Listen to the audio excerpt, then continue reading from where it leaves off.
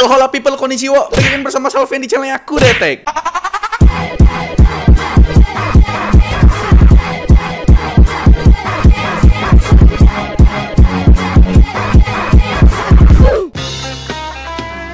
Dan di video kali ini kita akan membahas monitor, tapi dari brand Cooling. Kayak nggak kebayang nggak sih, brand Cooling tiba-tiba bikin monitor gitu, kayak aneh aja gitu. Mungkin pengandainya itu kayak Indomie bikin kondom gitu, kayak pernah viral kan itu kan ya. Jadi aslinya kan monitor daily drive ku pakai MSI yang 27 inci. Jadi kenapa aku nge-review ini monitor, karena ada talent baru kita ya. Pas magang kita udah jadi di sini gitu kan. Jadi aku beli untuk daily drive-nya dia. Secondary monitor dia buat si laptopnya itu, yang nggak mau dikatain laptop, MacBook kan gitu.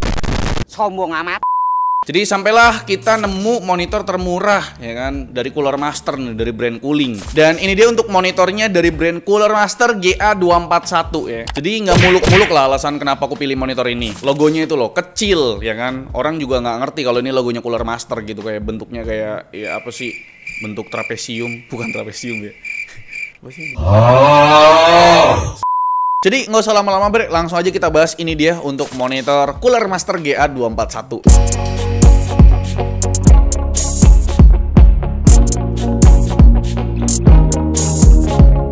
Jadi Cooler Master itu loh sebuah brand besar di dunia perkuleran. Jadi nggak asing lah kalian kan. Nggak cuma cooler sih, ada PSU yang punya nama cukup besar juga ya. Dan nggak cukup di dua segmen tadi ternyata. Mereka juga bermain panel nih, lahan basah yang cukup panas peta persaingannya bre. Kalau kita cek di website mereka, ada 3 seri dari Cooler Master buat divisi monitornya. Mulai dari GA yang terlihat basic, GM yang lebih gaming, dan GP yang sepertinya jadi top tier seri monitor Cooler Master bre. Unit Cooler Master GA241 ini emang terlihat basic ya. Tapi basicnya Cooler Master nggak sepele bre. Malah menurutku tipe basicnya Cooler Master ini bisa menaikkan standar basic sebuah monitor ya. Lihat aja dari sisi punggungnya udah punya face mount 100x100 mm.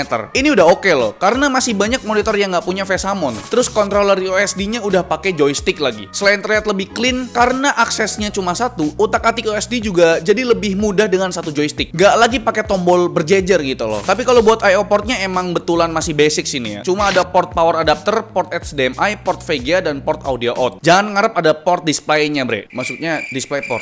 Turun ke base stand-nya nih bre, ini baru bener-bener basic nih. Tampilan base-nya standar banget nih, nggak neko-neko. Material yang dipakai juga basic aja gitu loh, full plastik. Begitupun ergo stand-nya, cuma bisa tilting aja ya, minus 5 derajat buat ke bawah dan 20 derajat ke atas. Jelas ini jadi nilai minus, tapi dengan adanya face mount 100x100 mm, kalian lebih leluasa milih third party stand buat dapetin fitur full ergonomisnya. Naik lagi nih ke sisi layarnya, menurutku ini nggak basic ya. Lihat aja ketipisan setiap bezelnya. Ini tuh setipis kepercayaan masyarakat kepada penegak hukum di Wakanda.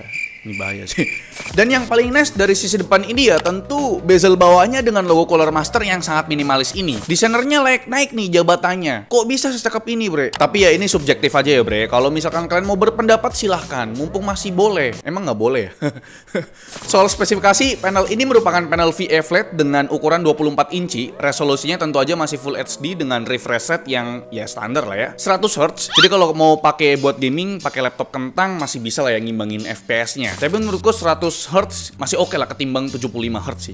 Kalau kalian kira kualitas panel monitor ini mediocre karena levelnya monitor basic, kalian salah bre. Menurut pengetesan kita pakai alat Spider X Elite, coverage gamut sRGB-nya perfect 100%. Gamut fiturnya juga cukup oke di angka 80%. Terus minimum brightness-nya juga udah cukup gelap buat dipakai di ruangan yang redup. Tapi angka maksimum brightness-nya masih loyo nih, cuma 220 nits. Angka rasio kontras panel ini kurang banget sih ya buat standar panel VA. Dan buat white point, angkanya menunjukkan kalau panel ini tuh begitu menguning ya. Terlihat juga di data akurasi warna yang menunjukkan warna kuning 3F cukup tinggi. Tapi overage-nya udah oke sih, di bawah 2 delta E bre. Jadi kira-kira itu dia ya ulasan atau review kita dari monitornya Cooler Master ini. Jadi memang kita beli emang nyari yang paling murah aja sih di pasaran gitu kan. Dan emang buat secondary monitor buat laptop MacBook yang nggak mau dikata laptop itu.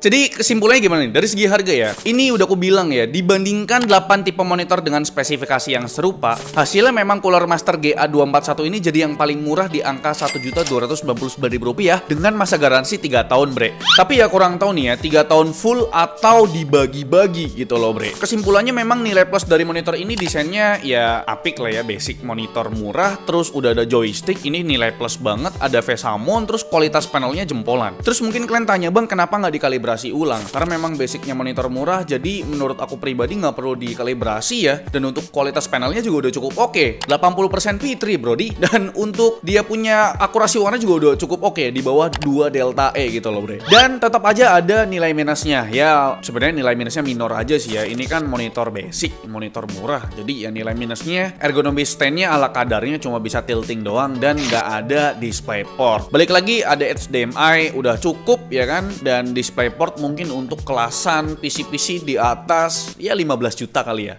10 juta lah. Jadi mungkin menurut aku yang beli monitor 24 inci 100 Hz ini untuk secondary monitor atau untuk monitor kantor yang nggak perlu pakai DisplayPort, pakai HDMI udah cukup. Jadi ya minusnya menurutku minor sih gitu. Jadi menurut kalian gimana nih? Apakah monitor 24 inci 100 Hz ini masih ada yang nyari, atau mungkin nambah 200 atau 300 ribu lagi dapat 24 inci 165 Hz aka monitor gaming? Coba tulis di kolom komentar, bre. Like video ini kalian suka, dislike kalau saya jelek, dan jangan lupa untuk tekan tombol subscribe yang warna merah kalau misalkan kalian belum subscribe channel ini. Selfie yang selaku host di channel mengucapkan terima kasih. Sampai jumpa di video selanjutnya. Bye bye.